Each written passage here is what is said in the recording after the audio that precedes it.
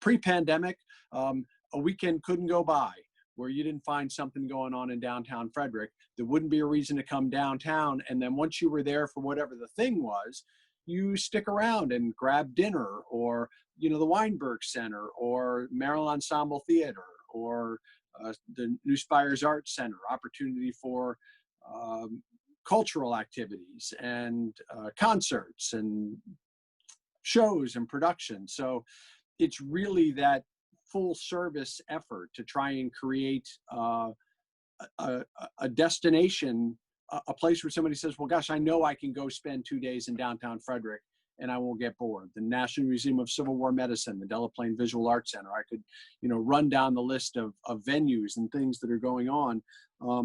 So we feel like going into the pandemic, we were in a really strong position, and our optimism as we emerge from the pandemic, whenever that will be, and no one knows, is that that strength will carry us through somehow. That we recognized very early on, when everything was shutting down, what are the things that we need to take on as a city to make sure that when we are able to get back to normal, that we can do that from the strongest position possible. And so very early on, we did some small micro grants to help businesses sort of ride the early weeks of the pandemic. When it became obvious that downtown dining was something that could come back in some form, we worked to create some options so that our downtown restaurants could try and recover months of lost revenue. It's too early, I think, to tell whether or not those have had all of the effects that we would want them to have. I think the early returns were very optimistic. I think the businesses and the restaurants that moved very quickly to try and figure out how to do takeout options and pickup options were the ones that could adapt most quickly to some of the downtown dining options that we made available. So it's a lot of work from our economic development office and our partners to just keep the communication with the downtown business community going, and to try and meet their needs to the greatest extent possible, to recognize that it's not just a one-size-fits-all solution. We had originally talked about closing many blocks of Market Street, and it simply wasn't going to be feasible for a variety of reasons. So we've tried to work with individual businesses to the greatest extent possible to understand what their needs were going to be and to meet those. And our willingness to do this, when we had initially set this up, we said through October 31st to the end of the emergency, whichever comes first. I think our intent all along was that we would probably run this through the fall until the weather got cold again. But even now we're starting to have some conversations, because we may get into the winter months when it's colder and we may not be back to a normal footing of people being able to dine inside to the same degree. And so are there other tools or resources that we can talk about to make sure that as long as we're dealing with some kind of a diminished business capacity due to this virus, that we're able as a community to respond to those needs, whether it's our business needs, our nonprofit needs, our individual resident needs. We have to keep all of those in mind. Well, so we closed 2 blocks of Market Street, from Patrick Street to 2nd Street. And then we created what we call parklets, little pop-up dining opportunities in parking spaces adjacent to other restaurants. In the interest of full disclosure, because if you do your research, you'll find it anyway, there's an article in today's Frederick News Post about this very issue, that not every restaurant is necessarily enthusiastic supporters of what we ultimately did. Many of them were at the beginning because they were just hoping for something. Since it's been in place now for, what have we been doing this now, 5 or 6 weeks now, they're not all convinced that they're seeing the same level of return, and that the closures of some blocks and not others creates a level of inequity in the model.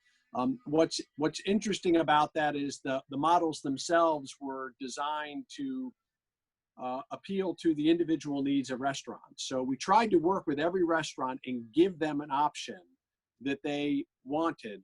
And the trade-off in some respects is that if you've got a parklet, so if we blocked off parking spaces for you, you've got that outside dining 7 days a week as often as you're open. With the street closings for those 2 blocks, they still have some limited outside dining opportunities on those other days, but they don't have that outside dining to the same extent that they get it when the streets are closed, and they certainly don't get it on those other days of Monday through Thursday that the restaurants that have the permanent parking space parklets have. So it's a trade-off. Not every retailer was necessarily gung-ho about it. They were worried about the impact on pickup zones that we designated for retail pickups. A lot of it is so understanding is the unique business needs. We believe, and we've heard this from our Main Street organization, our Downtown Frederick Partnership, that the restaurants are really what drive a lot of the retail business in downtown. So the more people who come downtown to dine, the spillover effect is that then they visit retail establishment either before or after, and that's a lot of what drives the feet that are on the street. When you have a situation then where a dining situation may have an impact on ease of access to someone getting to a retail store's front door, we want to be mindful of that. We don't want to inhibit the ability of the retailers to do work. We hope that the street closings and the parklets are creating some better opportunities. One thing that it's had the effect on is that it's a lot easier to traverse blocks with restaurants with those parklets on them, because the sidewalk is clear of our previous outside dining opportunities that may have existed and some other kinds of things that would have blocked that clear travel lane. So our objective in setting the time frame was it's a good chance to experiment, and we would never, it would have been very difficult under normal circumstances for us to find a reason to just shut down blocks for days to see what impact that has on our downtown business environment. But we've been handed a real opportunity now to do something and to test how well it works. And this will all go away at some point in the wintertime, because I don't think we can go into the winter with streets blocked in quite the same way, and the possibilities of snow and everything that goes along with that, that we can have a different conversation next spring. What have we learned from this experience now, and how might we incorporate pieces of this every summer? It's probably still too early to know what the numbers look like, because we're still in pandemic mode, and it's hard to know whether or not you'd see different results if we weren't in a pandemic versus being in a pandemic. So does this represent sort of the normal business? We knew that a lot of even offering outside dining opportunities was going to come down to consumers. Are consumers ready to come out and participate in this experiment to the same degree? So we're collecting, it's not compiled, but data is being collected from the restaurants and the retailers by both our economic development and by our Main Street organization. And so I think what we want to do is not jump too quickly to try and adjust. Our intention was to be flexible all along, to make adjustments as necessary, to do what we would need to do to modify. So the next change that's likely to come right now, we still have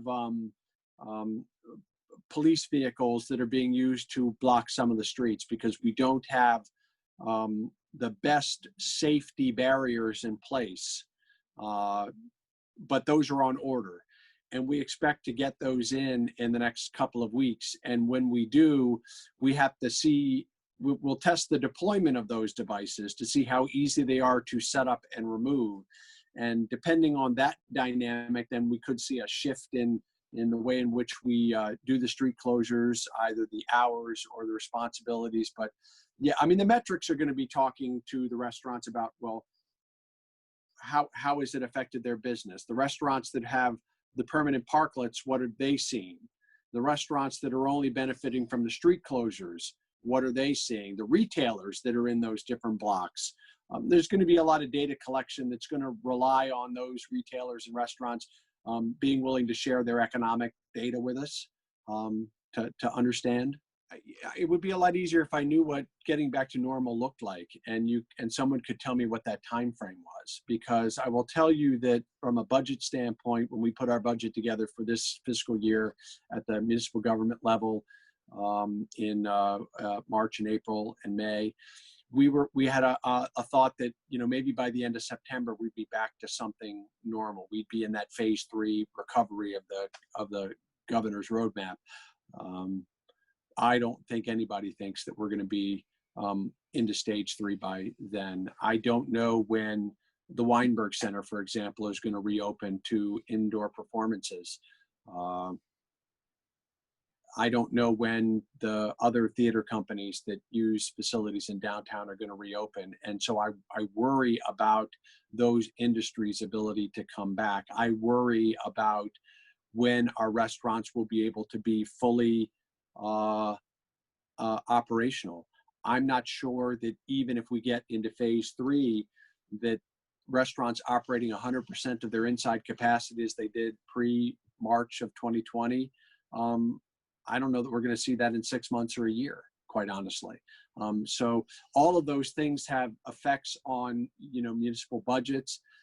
Whether or not businesses can withstand that for 6 months or 9 months or a year goes to the strength of those entrepreneurs.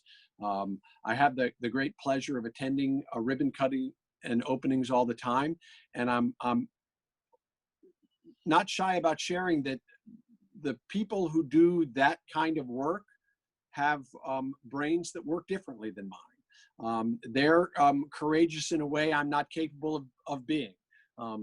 I have great admiration for people who put their own time and energy and equity into their passion and fulfilling those dreams.